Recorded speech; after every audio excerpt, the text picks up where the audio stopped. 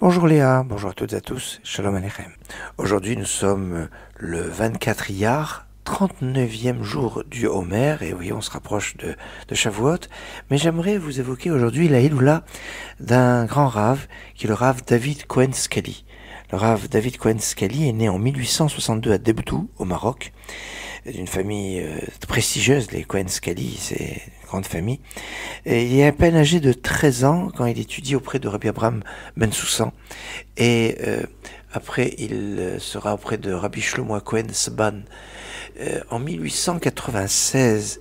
Et il passe dans la ville de Tlemcen, où il va étudier, il va être rave. Et en 1900, on le demande pour enseigner la Torah dans la ville de Oran où il va gravir les échelons pour devenir un dayan, un juge en 1913, et un peu plus tard il sera le grand rabbin d'Oran, un rave qui tranchait la halakha, mais qui était aussi un très grand kabbaliste et qui était en contact avec tous les rabbins d'Afrique du Nord et au-delà de l'Afrique du Nord. Le rave Yosef Messas l'appelait le roi David à Cohen. Il voyait d'un très bon œil la montée en Israël, et en 1949 il avait rassemblé sa famille et leur a dit de préparer son linceul, et après avoir adressé des paroles de séparation, eh bien il est décédé à l'âge de 87 ans. Il est l'auteur notamment d'un ouvrage très réputé qui sont les Shelot Utshuvot, c'est responsable de Kiryat Hana David, très remarquable. Il est l'auteur de nombreux autres livres aussi. Le Rav David Cohen Scali, une grande autorité d'Afrique du Nord. Excellente journée.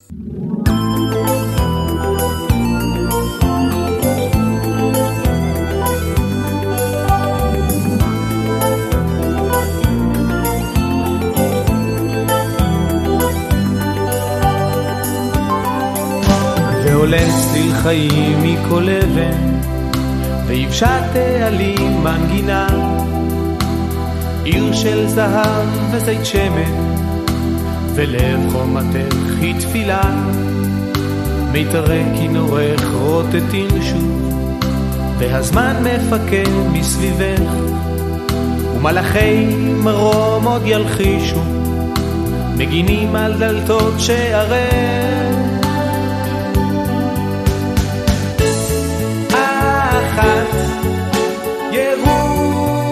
ירושלים